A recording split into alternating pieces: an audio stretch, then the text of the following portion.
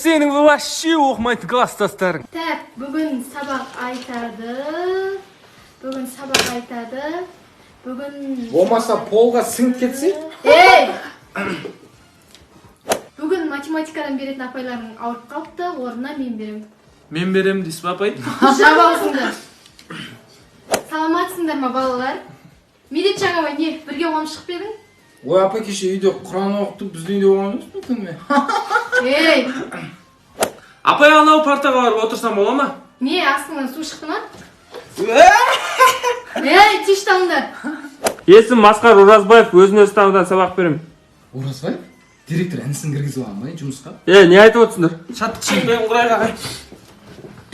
Бүгін шығарма жазамыз. Тақырып қандай ағай? Қыс. Қыссан қыс дейсің. Каялар.